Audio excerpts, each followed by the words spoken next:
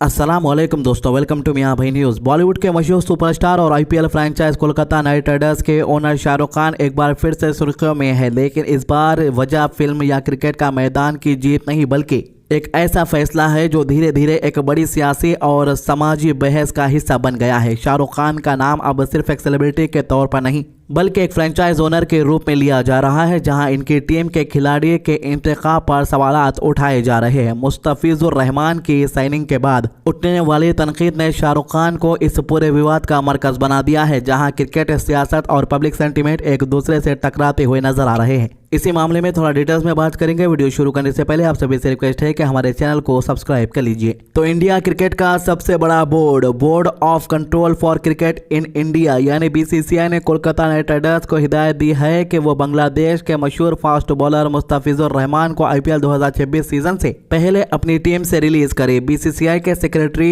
देवाजीत सैकिया ने वाज़ेह तौर पर कहा है कि बोर्ड ने रस्मी तौर पर केकेआर को यह फैसला इम्प्लीमेंट करने को कहा है, जिससे पिछले कई हफ्तों से चलने वाले तनाज़ा खत्म होता नजर आ रहा है। न्यू दिल्ली से बात करते हुए देवाजीत सैकिया ने कहा कि बीसीसीआई ने न सिर्फ मुस्तफिजुर रहमान को रिलीज करने का हुक्म दिया है बल्कि कोलकाता नाइट राइडर्स को ये इजाजत भी दी गई है कि वो उनकी जगह किसी और खिलाड़ी को स्क्वाड में शामिल कर सकते हैं। इस फैसले के बाद आईपीएल और क्रिकेट से जुड़े सियासत एक बार फिर से गर्म हो गई है। दरअसल दिसंबर के महीने में बांग्लादेश में हिंदू कम्युनिटी के खिलाफ तशद्दुद की रिपोर्ट के बाद मुस्तफिजुर रहमान की आईपीएल में शिरकत पर सवालात उठने लगे थे। धीरे धीरे यह मामला सिर्फ क्रिकेट तक महदूद नहीं रहा बल्कि एक सियासी और समाजी मुद्दा बन गया। कई तनकीद करने वालों का कहना था कि ऐसे माहौल में किसी बांग्लादेशी खिलाड़ी को इतनी बड़ी रकम पर साइन करना गलत पैगाम देता है। मुस्तफिजुर रहमान आईपीएल के इतिहास के सबसे महंगे बांग्लादेशी क्रिकेटर बन गए थे जब दिसंबर मिनी ऑक्शन में कोलकाता नाइट राइडर ने इन्हें 9.20 करोड़ रुपीस में खरीदा।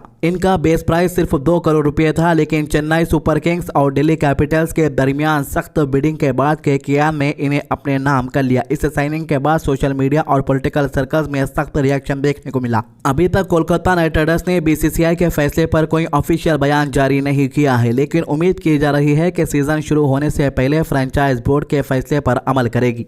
वहीं उत्तर प्रदेश की मथुरा में हिंदू महासभा ने शाहरुख खान के पोस्टरों पर कालिक पोंछी और मीरा राठौड़ ने शाहरुख खान की जबान काटने वालों को 1 लाख रुपए इनाम तक का ऐलान कर दिया। मीरा राठौड़ अखिल भारतीय हिंदू महासभा से जिला अध्यक्ष है। जैसे बांग्लादेश में हमारे हिंदू भाइयों को मारा जा रहा और शाहरुख खान उनको समर्थन कर रहा है, किनको बांग्लादेश वालों को और पाकिस्तान वालों को। तो मैं उससे कहना चाहेंगे कि जैसे जो क्रिकेट खिला रहा कि खाता है हिंदुस्तान का बजाता पाकिस्तान का, तो इसको पाकिस्तान भेजना चाहिए। आज मैंने इसका ब्रज की नगरी में आए तो मैंने इसके मुंह पे काली पोती और जो भी इसकी जीभ काट के लेके आएगा मैं उसको 1 लाख रुपए इनाम देंगे। जय श्री राम, जय गौ माता की। इस पूरे मामले में मशहूर धार्मिक नेता देवकीनंदन ठाकुर का बयान भी काफी चर्चा में रहा। उन्होंने केकेआर और टीम के कोनर बॉलीवुड सुपरस्टार शाहरुख खान पर खुलेआम तनकीद की। इसका कहना था कि सनातन धर्म को मानने वाले लोग, खासतौर पर हिंदू कम्युनिटी, इस फैसले से नाराज है क्योंकि बांग्लादेश में हिंदू आबादी पर होने वाले जुल्म के बीच ये साइनिंग नामुनासिब है। इसके अलावा एक के बाद एक बीजेपी के बड़े बड़े लीडर ने भी शाहरुख खान को लेकर भड़काऊ बयान दिया। उसी में से एक है बीजेपी के फॉर्मर एमएलए संगीत सोम। ये क्या कह रहे हैं, आइए सुनते हैं। अगर रहमान जैसे खिलाड़ी भारत में खेलने आएंगे तो एयरपोर्ट से बाहर कदम नहीं रख पाएंगे, हम दावे के साथ कह रहे हैं। समझना चाहिए शाहरुख खान जैसे गद्दारों को कि जिस तरीके की गद्दारी आप देश के साथ कर रहे हैं, आपको यहां तक अगर आज पहुंचाया तो इस देश के लोगों ने पहुंचाया। आपको अगर पैसा मिलता है तो यहां के देश के लोगों से मिलता है, लेकिन आप उस पैसे से देश के साथ गद्दारी करते हैं। आप कभी पाकिस्तान को चंदा देने की बात करते हैं, कभी रहमान जैसे खिलाड़ियों को खरीदने की बात करते हैं। ये देश में अब नहीं चलेगा, इन गद्दारों की देश में कोई जगह नहीं रहेगी, ये मैं कहना चाहता हूं। इसी बीच उत्तर प्रदेश के गाजियाबाद से बीजेपी के एमएलए नंद किशोर गुर्जर का बयान भी सामने आया है। इसने शाहरुख खान पर बांग्लादेशी खिलाड़ी को अपनी आईपीएल टीम में लाने पर सख्त सवालात उठाए। नंद किशोर गुर्जर ने कहा है कि इसने लीगल पिटीशन सबमिट की है जिसमें शाहरुख खान की आमदनी के जरिए और इनके बयानात की जांच का मुतालबा किया गया है। इसका कहना था कि शाहरुख खान के कई बयानात भारत के खिलाफ समझे जाते हैं, इसलिए मुनासिब अथॉरिटीज़ को इस पर तहकीकात करनी चाहिए। इसने बांग्लादेश में ख़वातीन पर होने वाले तशद्दुद और बाहरी ताकतों के असर पर भी तशवीश जाहिर की और इस पूरे मामले में जवाबदेही का मुतालबा किया। कोई भी बात हो, हालात अच्छे नहीं है, ध्यान रखना।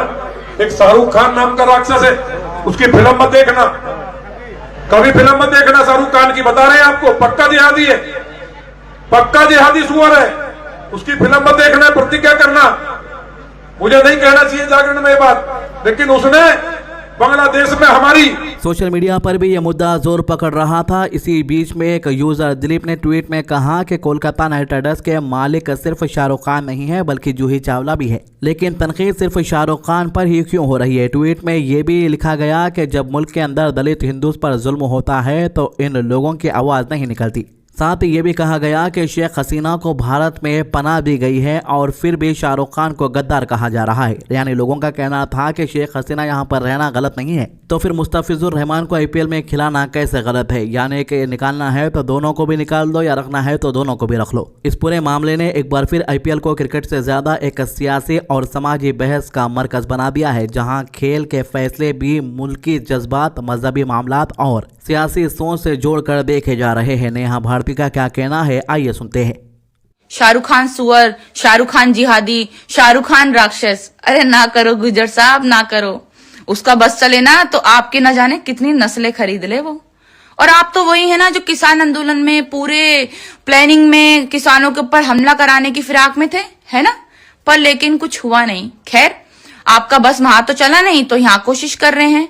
अरे जनाब, अगर आपको इतना ही बुरा लग रहा है बांग्लादेशी क्रिकेटर्स का खेलना, तो असली सुअर की शक्ल का जो बंदा बीसीसीआई में बैठा है उसको जाकर कोसिए ना, उसको बोलिए जिहादी, उसको बोलिए सुअर। वो तो एक्चुअल में सुअर लगता भी है शक्ल में। खैर, देखिए यहाँ पर एक बात हमें यह भी समझ में होगी कि पाकिस्तान के खिलाड़ियों को, यानी सारे पाकिस्तान के खिलाड़ियों को बीसीसीआई ने आईपीएल में खेलने से बैन कर दिया है, इसीलिए उन खिलाड़ियों को ऑक्शन में नाम नहीं आता। उसी तरीके से अगर से पहले से ही बीसीसीआई बांग्लादेश के खिलाड़ियों को भी बैन कर देती ऑक्शन से पहले, तो शायद ये पूरा मामला बढ़ता ही नहीं। यहाँ तक कि हमारे नेशनल मीडिया वाले भी यही चीज समझाने की कोशिश कर रहे थे।